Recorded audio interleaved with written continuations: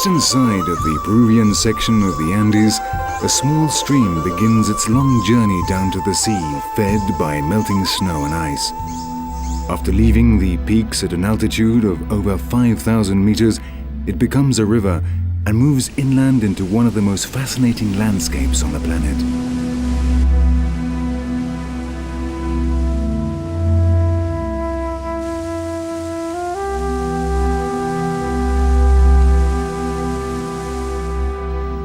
The richest and most highly complex ecosystem on Earth develops along the banks of the river, the tropical rainforest.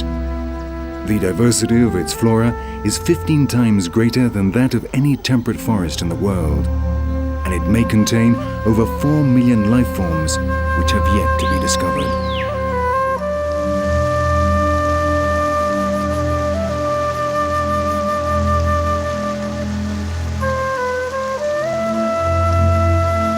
Rivers and streams are everywhere in a land where rainfall is a constant feature and may reach, in some places, levels of up to 11,000 millimeters a year. All of these come out in one single channel, a river that takes a fifth of the world's fresh water down to the sea through impenetrable jungle.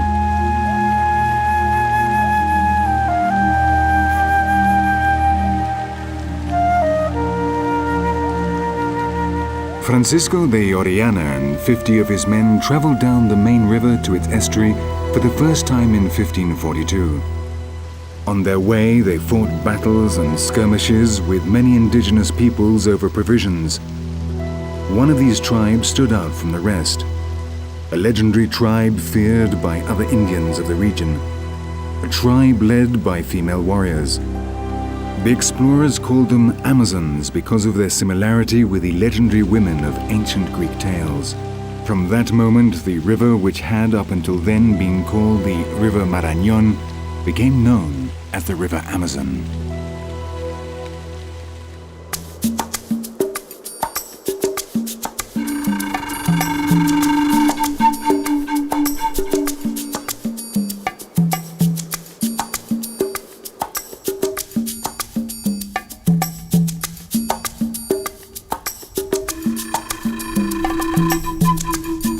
The Amazon Basin extends over an area of over 7 million square kilometers, which is 25% of the total surface area of South America. It is an immense plain, almost uninterrupted by hills, and almost totally covered by different types of tropical forest. The jungle is so dense that in some regions it covers the rivers completely. Inside, less than 5% of the sunlight manages to pierce the dense layer of vegetation and reach the ground.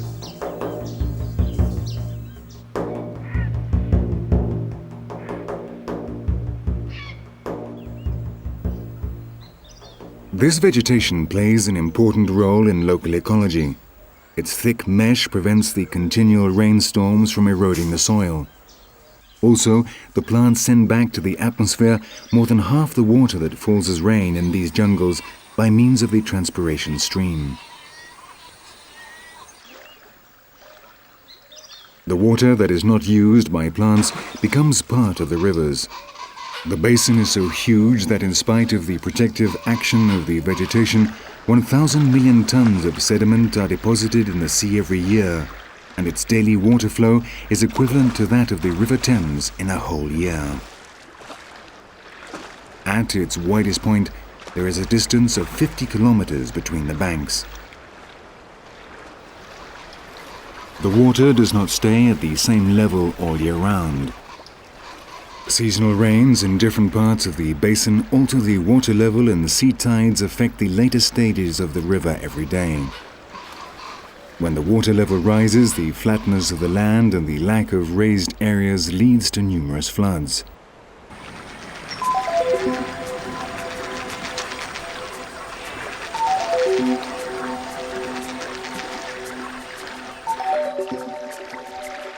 When the waters subside, they leave lagoons and ponds behind them which gradually disappear. The fish that have not been able to return to the river are left stranded on the forest floor.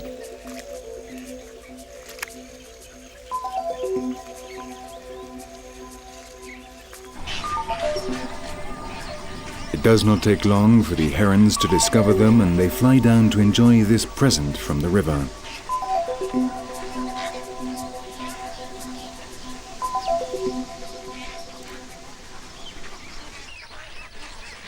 The trees on the riverbanks are covered by thousands of birds of different species. There are abundant supplies of both food and water, and there are only minor differences between the different seasons. The average temperature is around 25 degrees centigrade throughout the year, and there is no real dry season. In these conditions, there is no need for the birds to immigrate, and many stay here permanently.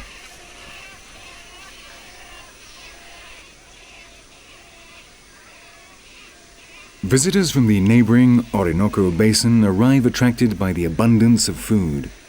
When living conditions in the llanos of Venezuela become difficult, the wood ibises fly over the mountains of Guyana and into Amazon lands.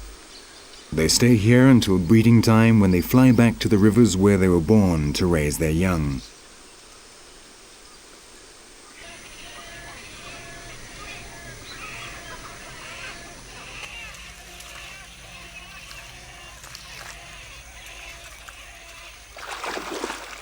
But not only the birds enjoy the abundance of fish. Nearby, a raccoon prepares to search for its food for the day.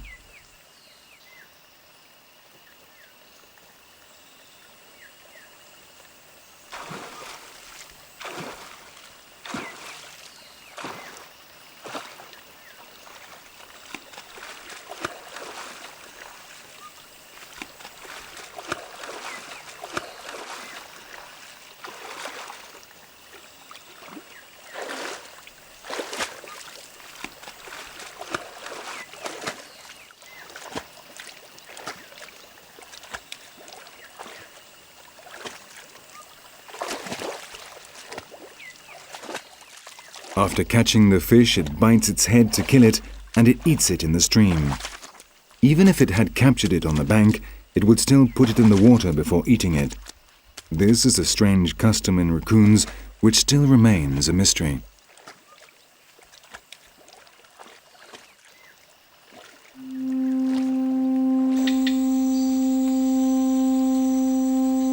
Decomposing animal and plant remains pile up on the jungle floor.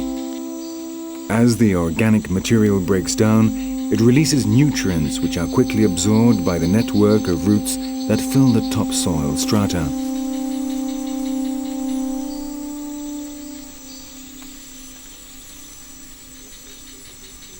A great diversity of fauna inhabit the mass of leaves.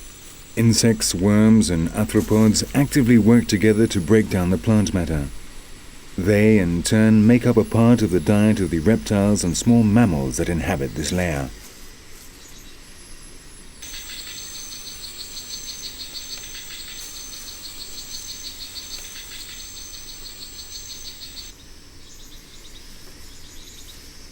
At ground level, there is no shortage of food, and the coati uses its fine sense of smell to find it under the blanket of leaves.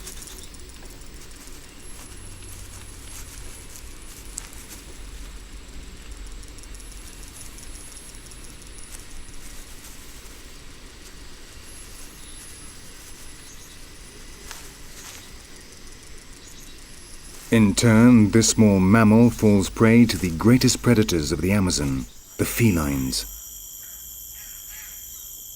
One of these, an ocelot, is roaming the forest in search of food. Up above, a capuchin monkey has noticed its presence. Like the rest of the apes of the New World, it lives almost permanently in the safety of the trees, far out of reach of any predator. It hardly ever goes down to the ground, and when it does, it stays for as short a time as possible. In spite of this, the ocelot is a good climber, so the capuchin keeps a close eye on its movements.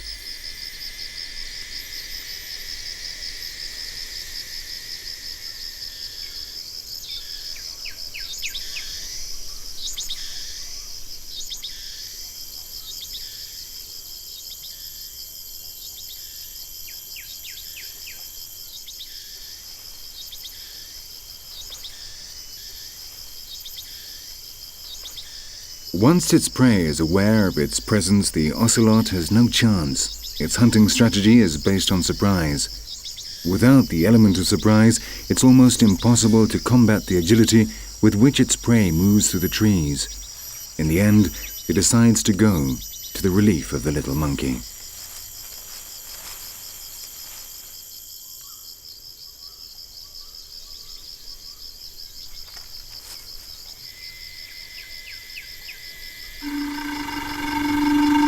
The highest level of the forest is a place which is safe from most land-based predators.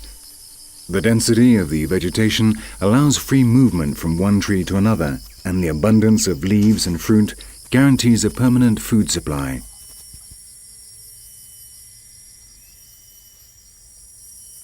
Plants have also benefited from this.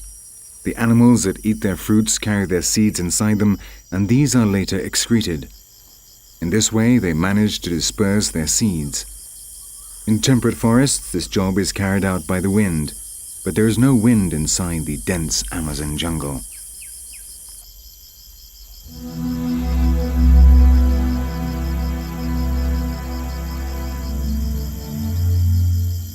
Many tropical species have evolved over time towards a life in the treetops.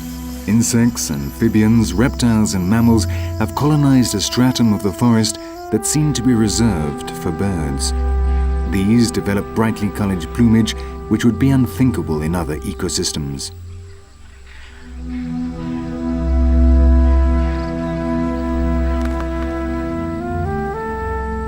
In temperate forests, these macaws would be easy prey for airborne predators. However, the tropical forest protects them with its densely interwoven branches and leaves that make it difficult for the birds to locate their prey. While the macaws fly below the treetop canopy, they can feel quite safe.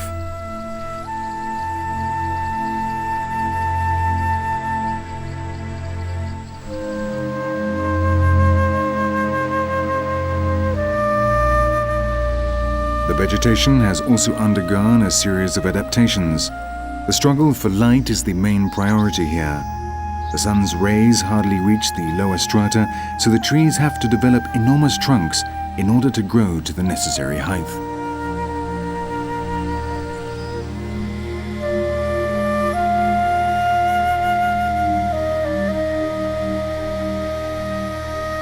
Some plants, however, have found a different solution to this problem, namely settling on the high branches of the trees.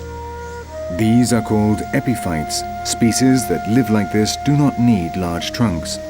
They are born and grow in the treetops.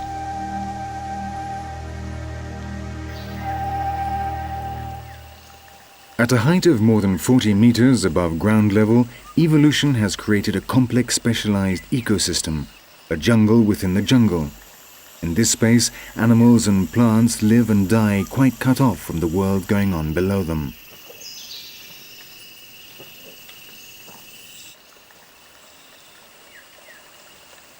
And 40 meters below this paradise lives man.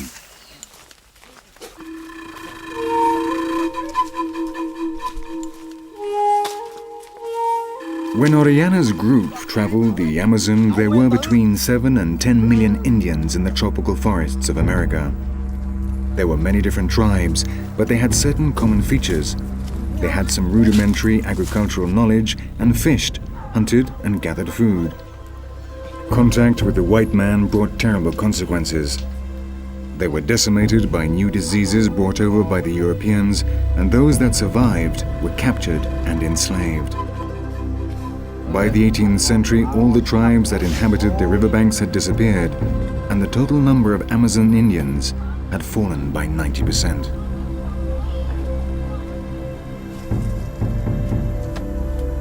The inland tribes are still fighting to conserve their lands and their traditional way of life.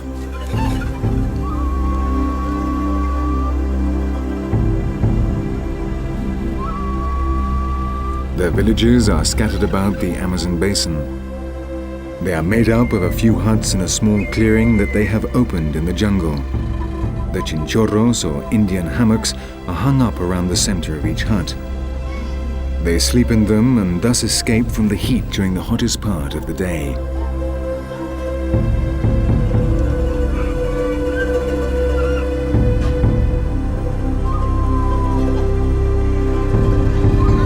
The land soon loses its agricultural richness, so every often the tribes move on.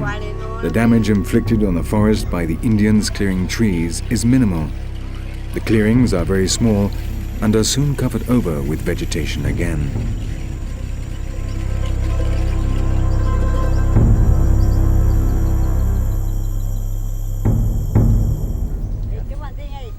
Each tribe uses its own methods for hunting and fishing. The Waorani, a tribe from the equatorial region of the Amazon, are specialists in hunting with blowpipes. Preparing the darts is a tedious process, but it is just as important as being a good shot.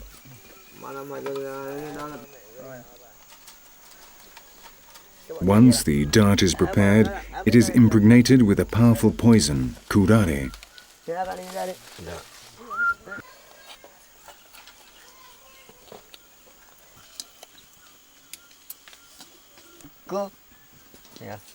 Lastly, a cotton-like material is added to the dart to cover the inside of the blowpipe so that the dart can be propelled.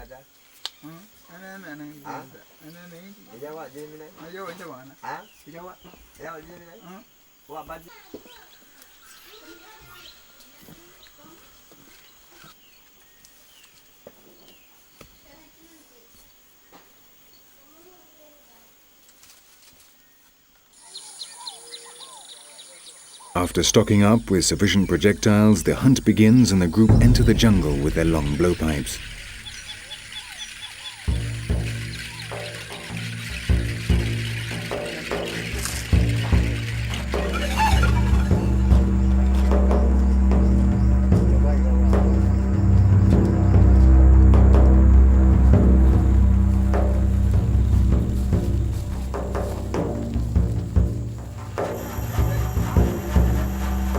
Their prey lives in the treetops and is the most exquisite delicacy to be found in the jungle, the monkey.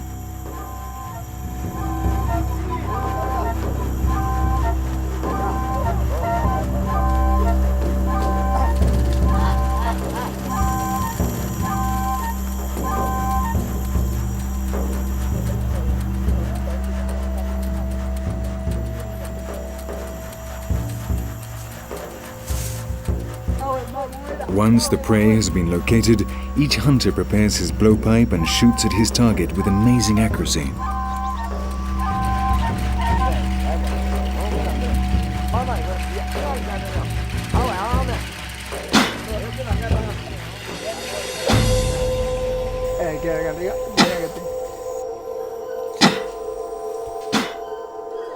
The poison does not have an immediate effect, so the group must follow their prey through the jungle until it literally falls into their hands. Today has been a great day for hunting, and the men return to their village full of pride. As in the case in other tribes, the meat is shared out between all the members of the community, irrespective of whether or not they have participated in the hunt. It's the woman's job to prepare this succulent banquet on the fire inside the hut.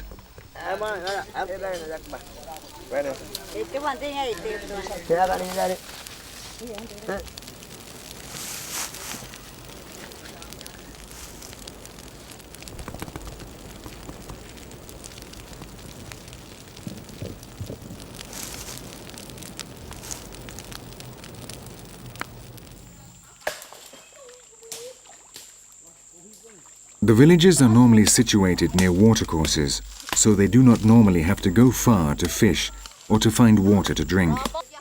There are also different fishing techniques.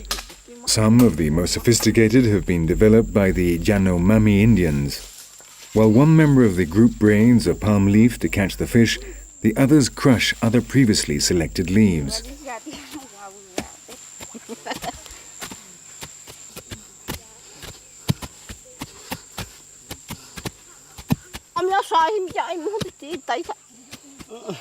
These leaves contain a drug that sends the fish to sleep temporarily. After crushing the leaves, they put them into a quiet part of the river and wait.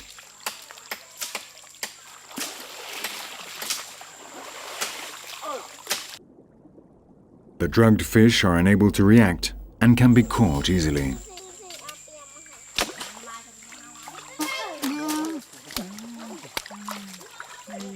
Everyone takes part in the fishing, even the little children.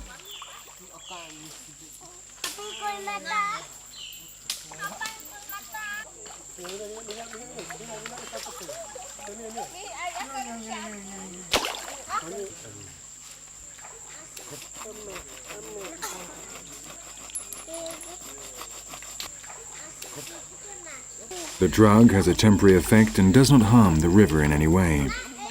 Soon the fish recover their capacity to react and the fishing comes to an end. The basket is closed and the group return to the village.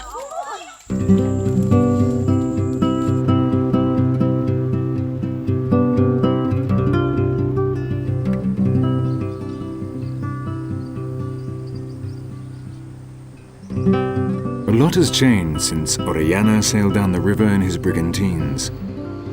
On the banks, the old native huts have given way to more solid constructions, and the traditional canoes have been replaced by motorboats.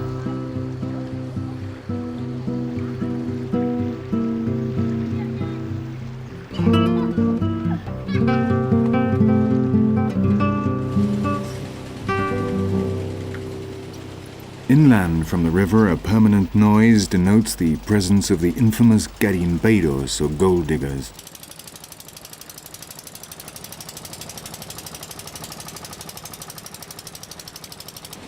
The garimpeiros come from the lowest levels of Brazilian society and reach these lands after being fooled by the mirage of wealth.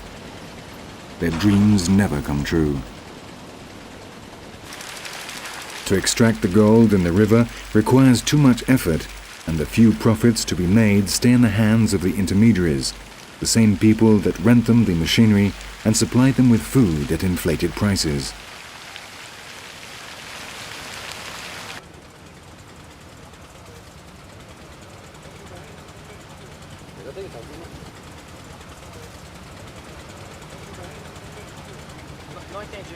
Meanwhile, the mercury which is necessary to separate the gold pollutes the rivers and poisons the fish.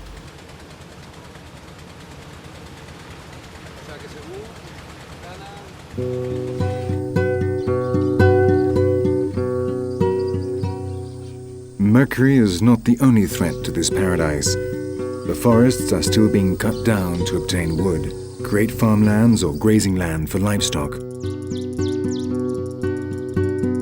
There is oil beneath the Guarani lands, and the Yanomami Indians have suffered continuous attacks from garimpeiros illegally extracting gold from their forests.